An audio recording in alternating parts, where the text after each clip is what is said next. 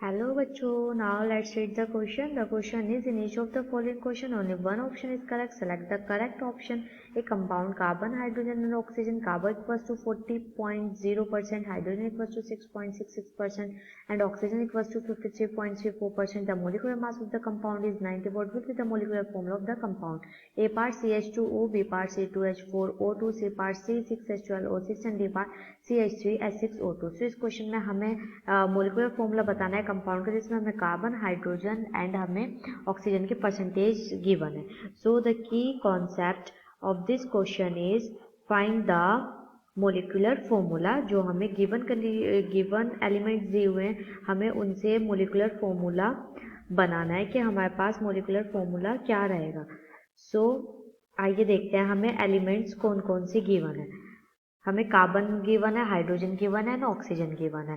सो जो कार्बन है, कार्बन के हमें जो परसेंटेज गिवन है, कार्बन के परसेंटेज 40 और कार्बन का जो एटॉमिक मास होता है 12 होता है. मैंने इसको इससे डिवाइड करा तो मेरे पास आ गया 3.33%. 3.33 आ गया मेरे पास. आफ्टर डैट हाइड्रोजन, जो हाइड्रोजन है, हाइड्रोजन का जो हमें परसेंटेज गिवन है 6.66 डिवाइडेड बाय हाइड्रोजन का जो एटॉमिक मास होता है 1 होता है. सो ये मेरा 6.66 आ जाएगा. आफ्टर डैट नंबर थर्ड पे मेरा ऑक्सीजन के परसेंटेज गिवन है. ऑक्सीजन मुझे गिवन है 53.34% डिवाइडेड बाय ऑक्सीजन का जो एटॉमिक मास होता है वो 16 होता है. इसको मैंने इससे डिवाइड किया, ये आ गया मेरे पास 3.33%. After that so dividing the smallest factor, हम डिवाइड करेंगे, डिवाइडिंग द स्मॉलेस्ट फैक्टर, जो सबसे छोटा हमारे पास फैक्टर आया उससे हम डिवाइड करेंगे. डिवाइडिंग द स्मॉलेस्ट फैक्टर, तो हमारे पास सबसे छोटा यहाँ पर 3.33 हुआ. सो हम देखते हैं कि कार्बन है, कार्बन को हमने डिवाइड कर दिया 3.33 डिवाइडेड बाय जितना ये कार्बन का हमारे पास फाइंड आउट हुआ 3.33. इसको इससे डिवाइड करूँगी तो मेरे पास 1 आ जाएगा. आफ्टर डैट मैं हाइड्रोजन का फाइंड आउट करूँगी. तो डिवाइड तो मुझे सेम से ही करना है, लेकिन जो हमें परसेंटेज निकली 6.66 डिवाइडेड बाय 3.33. सो इसको इससे डिवाइड करके मेरे पास 2 आ गया. आफ्टर डैट मैं ऑक्सीजन को सेम डिवाइड करूँगी. सो ऑक्सीजन का मेरे पास आ गया 3.33 डिवाइडेड बाय 3.33. तो इसको डिवाइड करके मेरे 1 आ गया. उसके बाद जो हमारे पास ये फाइंड आउट हुआ, ये था हमारे पास एम्पेरिकल फॉर्मूला बन गया इससे हमारा एम्पेरिकल फॉर्मूला.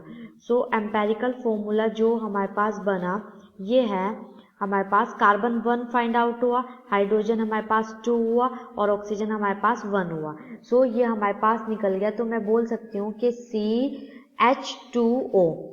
सो इसका अब मैं मोलिकुलर फॉर्मूला लगाऊंगी. कार्बन का जो होता है एटॉमिक मास 12 प्लस हाइड्रोजन का 1 × 2 प्लस ऑक्सीजन का हमारे पास 16 होता है. इसको सॉल्व होके हमारे पास 30 आ गया इसका मोलिकुलर मास. सो जो हमारे पास फॉर्मूला रहेगा मोलिकुलर मास का, वो हमारे पास फॉर्मूला ये रहेगा, molecular mass is equals to n into empirical formula जो हमने फाइंड आउट करा, एम्पेरिकल फॉर्मूला.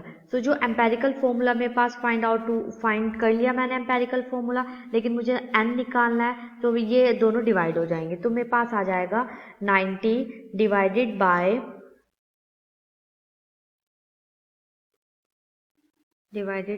30. तो ये मेरे पास 3 आ गया. तो जो मोलिकुलर फॉर्मूला रहेगा मेरे पास, मोलिकुलर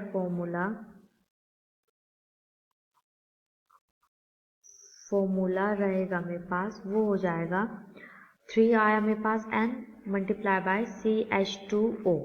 सो ये हो गया C3 carbon 3 hydrogen 6 and O3. अगर मैं इसको सिंपलेस्ट में बनाऊं C3 C2 तो ये मेरा मैच हो रहा है डी ऑप्शन से. So D option is the correct option. Hopefully understood very well. Thank you.